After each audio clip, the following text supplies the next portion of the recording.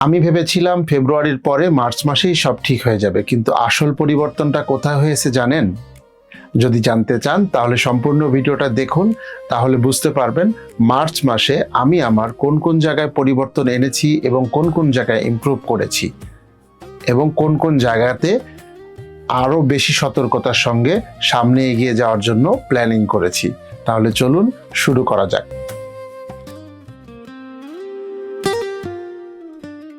আসসালামু আলাইকুম। এইটা আমার 2026 সালের মার্চ মাসের জার্নি। এই মাসে আমি কি করেছি, কি শিখেছি এবং নিজের মধ্যে কি কি পরিবর্তন এনেছি সবকিছুই আমি রিয়েল ভাবে আপনাদের সঙ্গে শেয়ার করব এই ভিডিওতে।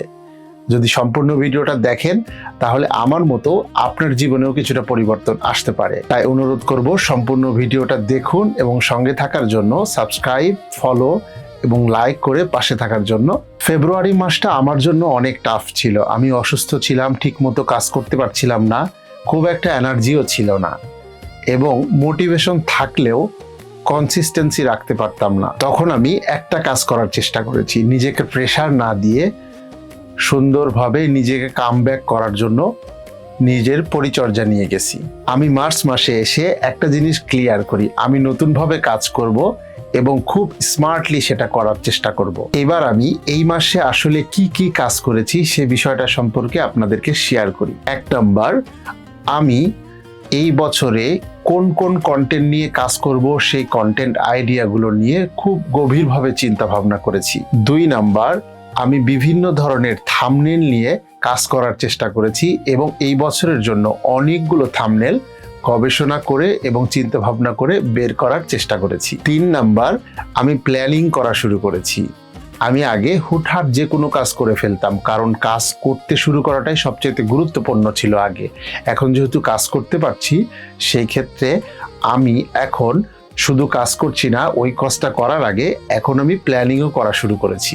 এতে করে আমার কাজ খুব অল্প সময়ে হয়ে যাচ্ছে এবং যা হচ্ছে তা আমার নিজের কাছেও ভালো লাগছে এবং বন্ধু বান্ধব খুব ভালো ফিডব্যাক দিচ্ছে। 4 নাম্বার, আমি নিয়মিত কাজ করার চেষ্টা করছি। আমি আগে যেটা করতাম সবকিছুই কেমন যেন অনিয়মিত হয়ে যেত।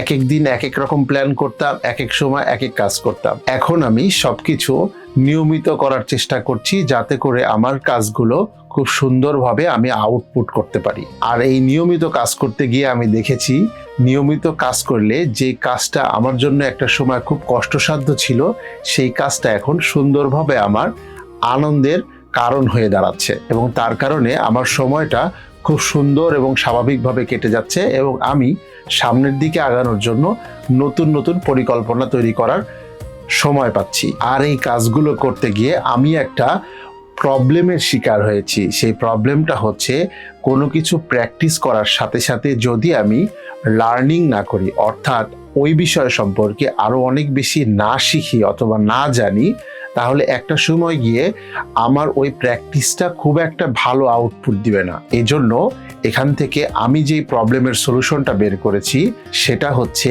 আপনি যে কাজটা নিয়ে এখন প্র্যাকটিস করছেন সেই কাজটা সম্পর্কে যদি আপনি প্র্যাকটিসের পাশাপাশি আরো অনেক বেশি বিশদভাবে শিখার চেষ্টা করেন, তাহলে দেখবেন আপনার এই প্র্যাকটিসটা আজকে কাজে না লাগলেও আগামী 2-3 মাস পরে এত ভালো ইমপ্রুভমেন্ট হবে যা আপনারা আমার ভিডিও অথবা কাজগুলো দেখে আমার ইমপ্রুভমেন্ট সম্পর্কে আমাকে যেভাবে ফিডব্যাক দিচ্ছেন ঠিক তেমনটাই হবে।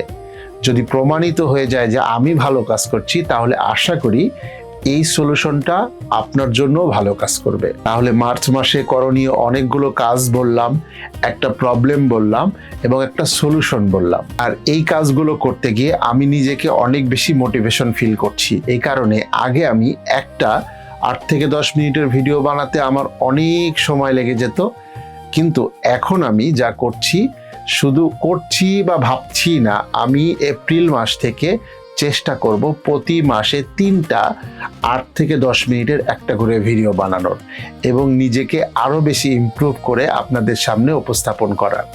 আপনি যদি আমার সঙ্গে থাকেন তাহলে আশা করছি একসাথে আমরা ইমপ্রুভ করার চেষ্টা করব ইনশাআল্লাহ। তাহলে আপনার সঙ্গে আবারও দেখা হচ্ছে আগামী 10 দিন পরে আর একটা নতুন ভিডিও নিয়ে। আমার সঙ্গে থাকবেন এবং আমার শর্টস ভিডিওগুলো নিয়মিত আসতেছে আপনাদের সামনে, সেগুলো দেখলে আপনার গ্রোথটা আরো বেশি বৃদ্ধি পাবে। আর বড় ভিডিওর জন্য অপেক্ষা করতে হবে মাত্র 10 দিন। ভালো থাকবেন, সুস্থ থাকবেন। আসসালামু আলাইকুম ওয়া রাহমাতুল্লাহি ওয়া বারাকাতুহু।